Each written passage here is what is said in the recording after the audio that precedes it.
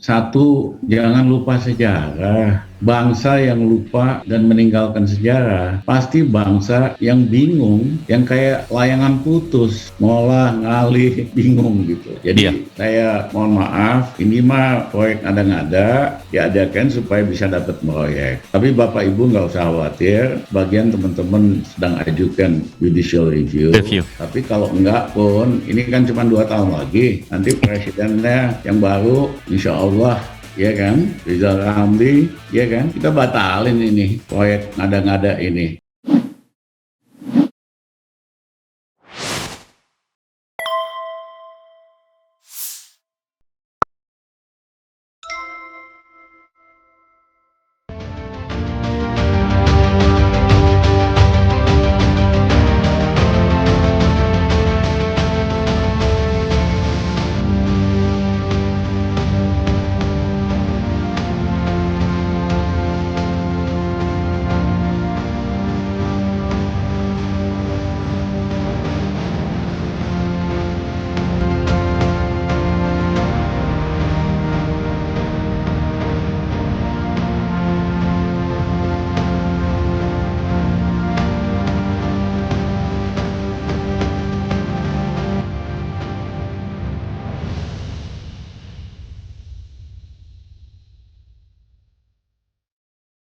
Saya sebetulnya jujur aja kaget, kok bisa NU Cito tertarik sama masalah ibu kota? Karena kelihatannya topik ini topik elitis lah, yang apa namanya nih istilahnya itu, yang ngerti, yang apa, yang rame. Tapi rakyat umum, masyarakat umum, dan kalangan NU mungkin nggak tertarik. Tapi setelah saya dengarkan tadi penjelasan Gus Aam dan Gus Toha, ya, satu, jangan lupa sejarah. Bangsa yang lupa dan meninggalkan sejarah pasti bangsa yang bingung, yang kayak layangan putus, ngolah ngalih bingung gitu. Yang kedua, saya diingatkan lagi oleh Gus Aam tadi, apapun sejarah Jakarta panjang sekali. Dulu Belanda bikin itu Batavia, dan yang kedua Sunan Gunung Jati, salah satu dari Wali Songo, itu yang berjuang untuk merebut kembali Jakarta dari tangan Belanda. Sejarah Pulau Jawa tidak bisa dipisahkan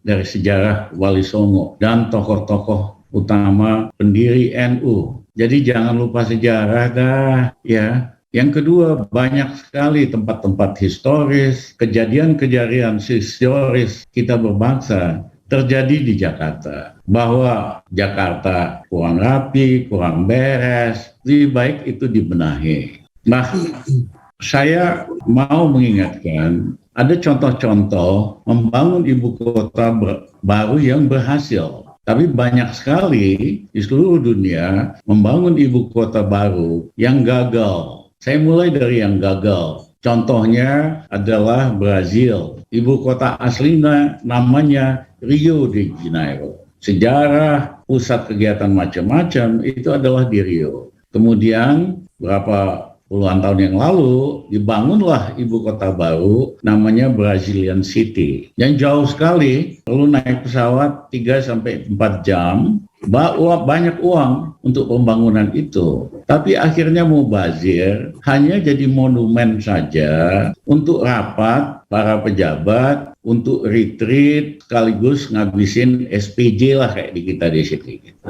Nah, tetapi kegiatan pemerintahan sendiri, fungsinya tetap akhirnya buntutnya di Rio. Rakyat mau ketemu pejabat atau orang bisnis mau ketemu siapa, tetap juga di Rio gitu. Jadi akhirnya hanya jadi monumen yang mubazir, yang ngabisin banyak uang, tetapi tidak berfungsi sebagaimana ibu kota. Nah, yang kedua adalah India. India itu ibu kotanya Old Delhi. Kotor, terlalu besar, organik, bukan hasil kota perencanaan. Berapa puluh tahun yang lalu, pemerintah India mau pindahkan ibu kota baru ke Punjab yang di utara, lebih dingin, lebih hijau, lebih luas, lebih sejuk, di Chandigarh. Dibangun, tapi prakteknya itu hanya jadi monumen, karena tetap orang nggak mau urusan khusus terbang ke Chandigarh. Akhirnya berapa tahun yang lalu, mungkin 10-15 tahun yang lalu, dibikin lagi kota baru yang kedua, namanya New Delhi, yang jaraknya hanya 1 jam kurang dari Old Delhi. Sukses, memang dirancang sebagai ibu kota, bagus, rapi, dan betul-betul berfungsi sebagai pusat politik, pusat pemerintahan India. Nah, yang ketiga adalah Malaysia. Perdana Menteri Mahathir bangun ibu kota baru karena Kuala Lumpur udah terlalu padat, terlalu ribet. Dibangunlah ibu kota baru, namanya Putrajaya. Jaraknya juga 1 jam dari ibu kota dan betul-betul sukses, fungsional, ya, karena pejabat atau pegawai pemerintah tetap bisa tinggal di Kuala Lumpur, keluarganya sekolah di Kuala Lumpur, cuman dia kerja cuman naik mobil doang 1 jam ke Putrajaya. Jadi kuncinya adalah kalau mau berhasil milih ibu kota, nggak boleh terlalu jauh dari ibu kota yang lama. Maksimum naik mobil itu 2 jam. Nah, ini kita mengulangi cerita kegagalan ibu kota baru di berbagai dunia yang terlalu jauh, yang akhirnya cuma jadi monumen, jadi sia-sia aja, ngabisin duit dan sebagainya. Belum lagi uangnya ternyata nggak ada. Ini kan biasa ya, PHP, bahasa anak muda sekarang, ngibuli. Dulu dikatakan nanti akan ada investor dari Uni Arab Emirat, akan ada dari Perdana Menteri Inggris yang sebelumnya, ya, dan dari SoftBank dan macam-macam. Semuanya gagal. Ya, cuman buat ngibulin rakyat kita aja, buntutnya tetap perlu APBN. Dan tahap pertama ini hampir 600 triliun. Nah, bayangkan itu memaksa pindah pegawai, ya kan, untuk pindah ke ibu kota yang baru, tinggal di situ. Itu kan buat PNS yang jujur, kayak ngurusin 2 rumah tangga. Akhirnya jadi masalah sosial karena mereka nggak cukup kaya buat punya 2 rumah. Yang dapat ya perasaannya rakyat, mereka nggak terima kok. Sama aja sejarah Pulau Jawa itu terkait dengan sejarah daripada Wali Songo, dan itu nggak bisa dilepaskan dari perjuangan merebut Belanda Batavia yang dilakukan oleh Sunan Gunung Jati. Kemerdekaan Indonesia di situ. Tokoh-tokoh nasional kita merumuskan Undang-Undang Dasar 45 dan sebagainya di Jakarta. Jadi ya, maksudnya cuma mau proyek doang.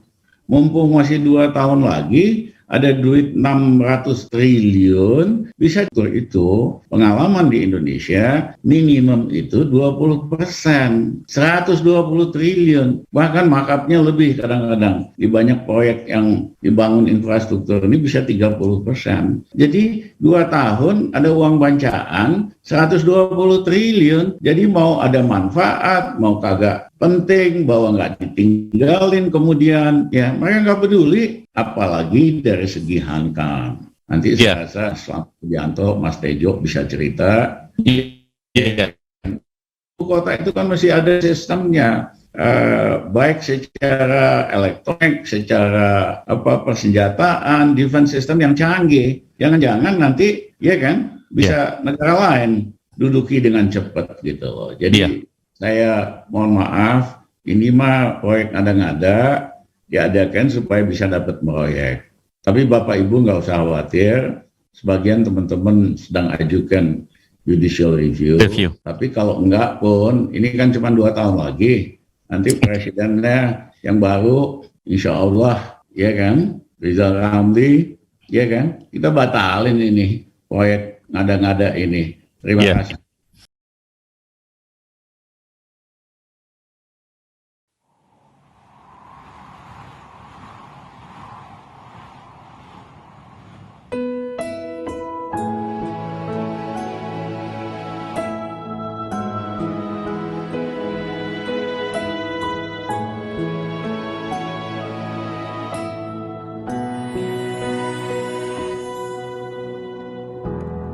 Ketika matahari